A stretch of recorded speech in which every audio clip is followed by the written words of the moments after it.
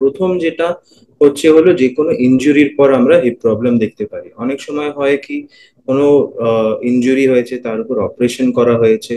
অনেক সময় ইনস্পাইট যত ভালোই অপারেশন হোক, আমরা তো সার্জারিতে যতই হোক ভগবানের মতন জিনিসটা ফেরত দিয়ে দিতে পারি না। তো অনেক কিছু ব্লাড সাপ্লাই আমাদের যে হিপের যে আমরা বলটা বলি, যেটাকে আমরা ফিমার হেড বলি, সেটা ব্লাড সাপ্লাইটা নষ্ট হয়ে যায়।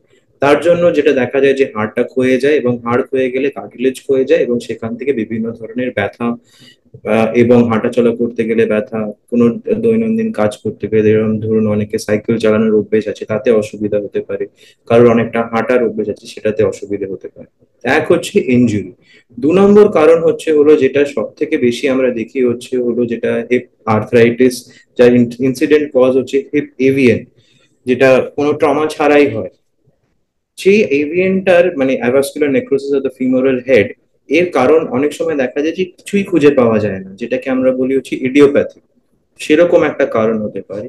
তিন নম্বর যেটা মেজর কারণ হতে পারে হচ্ছে হলো ড্রাগ ইউজ। অনেকে দেখা যায় বিভিন্ন রকম শারীরিক কারণের জন্য তাদেরকে স্টেরয়েড দিতে হয়, লং টার্ম স্টেরয়েড দিতে হয়। যেরকম ধরুন যাদের অ্যাজমার প্রবলেম আছে বা সিওপিডির প্রবলেম আছে, তারা লং টার্ম ইনহেলার স্টেরয়েডস নেয়। অনেক সময় নিতে নিতে নিতে নিতে সেই স্টেরয়েডের একটা সাইড এফেক্ট হচ্ছে হলো এটা। যেটা সবসময় হয় হচ্ছে হলো বয়সজনিত কারণে এবং ওভার ইউজ। যত বেশি একটা জিনিসকে আমরা ইউজ করব, সেটা ওয়্যার অ্যান্ড টিয়ার হতে থাকে। তো এই বল অ্যান্ড সকেটের যেই স্মুথনেসটা থাকে সেটা চলে যায়, সেটা যেই ঘষে যেতে থাকে তখন আর্থ্রাইটিস ডেভেলপ হয়, এবং সেই আর্থ্রাইটিসের জন্যই কিন্তু হিপ পেন ডেভেলপ হয়। প্রাইমারিলি যেটা সবসময় আমরা প্রেজেন্ট করি হচ্ছে হলো পেন।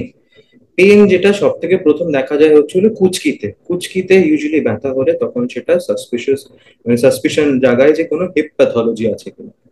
আরেকটা অদ্ভুত ভাবে জিনিস দেখা যায় হচ্ছে হলো, পেশেন্টের হিপ প্রবলেম আছে কিন্তু পেশেন্ট এসে কিন্তু হাঁটু ব্যথা বলছে, তো এটাকে আমরা বলি রেফার্ড পেন।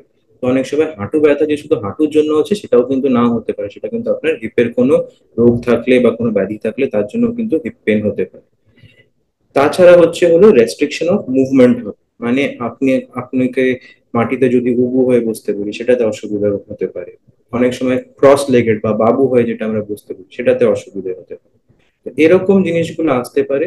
প্লাস হচ্ছে অনেক সময় লং টার্ম হয়ে গেলে তার সাথে শুরু হয়ে যায় হচ্ছিল পশ্চার প্রবলেমস। আমাদের হিপটা যদি অনেক সময় এরকম আর্থ্রাইটিস হতে হতে গিয়ে যদি ফিউজ হয়ে যায়, তাহলে আমাদের অনেক সময় সোজা দাঁড়াতেও কিন্তু অসুবিধা হতে পারে। যদি আপনার কোনো ইনজুরি থাকে এবং সেটা যদি নেগলেক্টেড থাকে, বা ইনস্পাইট অফ বেস্ট এফর্টস যদি, যেরকম বললাম, ব্লাড সাপ্লাই যদি নষ্ট হয়ে গিয়ে থাকে, তাহলে কিন্তু ইয়াং পেশেন্টে আমরা দেখতে পাই।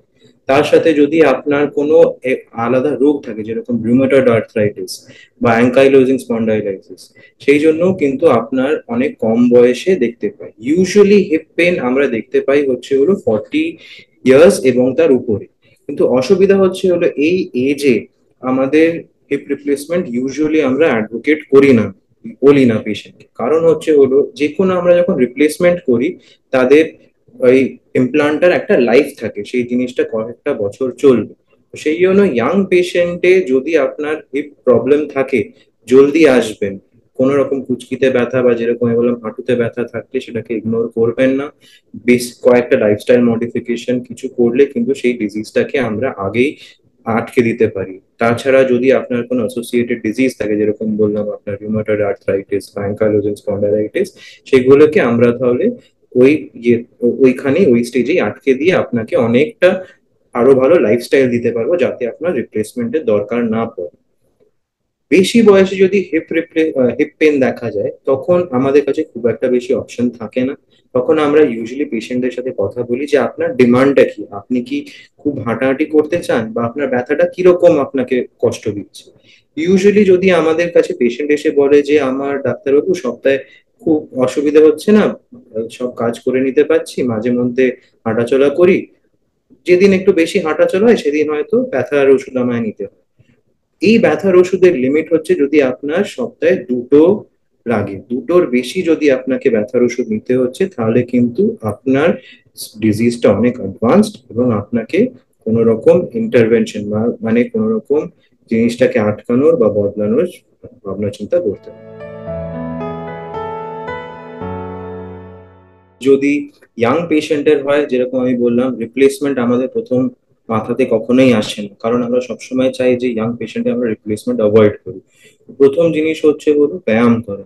ব্যায়াম করে করে যাতে আমাদের মাসেল গুলো অ্যাক্টিভ হয়ে যায়, কারণ হিপ হিপ পেন হলেই প্রথম যেটা হয় হচ্ছে হলো আমাদের কোমরের সামনের মাসেলটা উইক হয়ে যায়। সেই মাসেলটাকে যদি আমরা ভালো করে কাজ করি তাহলে ইউজুয়ালি অনেকটা হিপ পেন কমে যায়। তার সাথে আমরা ইউজুয়ালি বলি যে পেশেন্ট, আপনি বেশি বাবু হয়ে বসবেন না, উবু হয়ে বসবেন না, এগুলো যদি অ্যাভয়েড করতে পারেন খুব ভালো।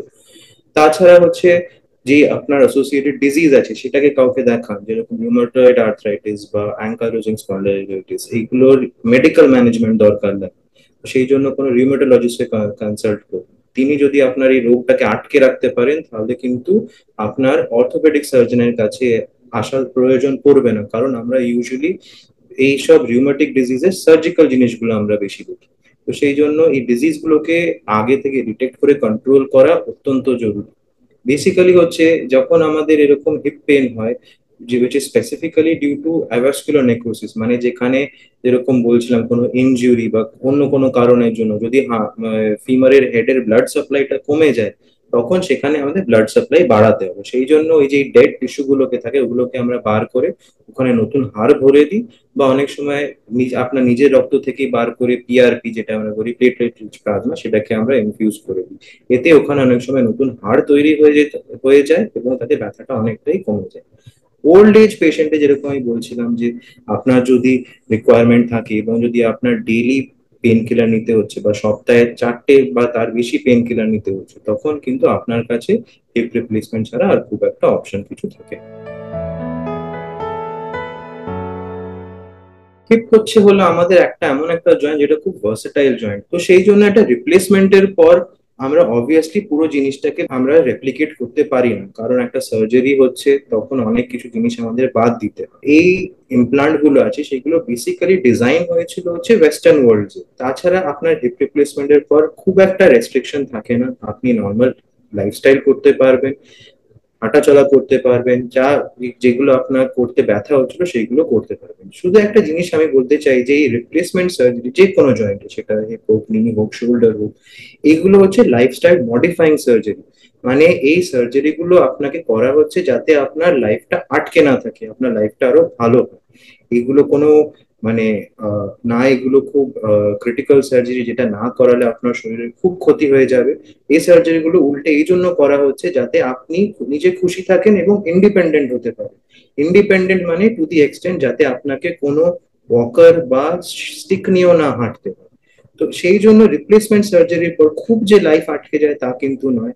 একটা কথা এটা আমি আমার পেশেন্টদের সবসময় বলি, স্পেশালি আমার রিপ্লেসমেন্ট পেশেন্টদের, যে আপনারা কিন্তু অসুস্থ নন, আপনারা সুস্থ।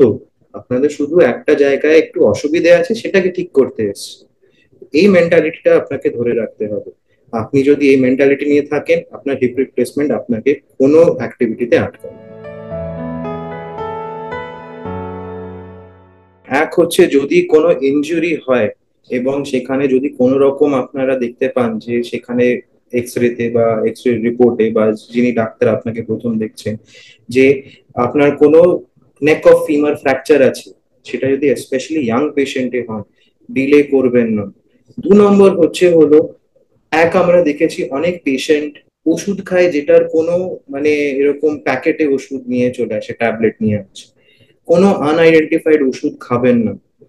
তিনি যদি ইউজুয়ালি একজন অ্যালোপ্যাথিক ডক্টরই কিন্তু মানে লাইসেন্সড হন এইসব ওষুধ দেবার। অন্য কেউ যদি আপনাকে এরকম খোলা লুজ ওষুধ দেন, ইউজুয়ালি খাবেন না। তারা অনেক কিছু প্রমিস করবে, কিন্তু তাতে আপনি নিজেও দেখবেন যে রেজাল্ট পাচ্ছেন, কিন্তু ম্যাক্সিমাম এইসব ওষুধে কিন্তু স্টেরয়েড থাকে। তো স্টেরয়েড, সিস্টেমিক স্টেরয়েডস কিন্তু অ্যাভয়েড করা উচিত। যাদের কাছে এইসব অপশন থাকছে না তাদের কিছু করার নেই, যেরকম আমি বললাম অ্যাজমা, সিওপিডি, এদের কাছে কোনো অপশন নেই, তাদের নিতেই হবে। সে এইসব পেশেন্টে তখন তাদের যেটা করতে হয় হচ্ছিল ব্যায়াম করতে হয়, যাতে আপনার হিপের উপর, হিপের স্বাস্থ্যটা ভালো থাকছে, আপনার বাকি মাসেল গুলো যেগুলো আছে সেগুলো যেন ঠিক থাকে এবং সেইগুলো যাতে হিপের কোনো অসুবিধা হলে সেগুলো ঠিক কাজ করে যাতে ব্যথাটাকে কম রাখতে পারে। 3 নম্বর হচ্ছে হলো, কোন রকম অসুবিধা হলে জিনিসগুলোকে ডিলে করবেন না। আপনার যদি হিপ পেন হচ্ছে, তার সাথে যদি আমরা সাথে সাথে ডায়াগনোজ করি যে আপনার রিউমাটয়েড আর্থ্রাইটিস বা অ্যাঙ্কাইলোজিং স্পন্ডাইলিসিস এর জন্য যদি হিপ পেনটা হচ্ছে, সেটা ট্রিটমেন্টটা যদি আমরা খুব জলদি শুরু করতে পারি, তাহলে কিন্তু এই হিপ পেন অনেক সময় অ্যারেস্ট করে দেওয়া যায় এবং যে প্রোগ্রেস অফ দ্য ডিজিজ, মানে ডিজিজটাকে বাড়তে দেওয়াটাকে কিন্তু আমরা আটকে দিতে পারি। তাহলে কিন্তু এই হিপ রিপ্লেসমেন্ট বা সার্জারিতে আসার মতন প্রয়োজন পড়ে না।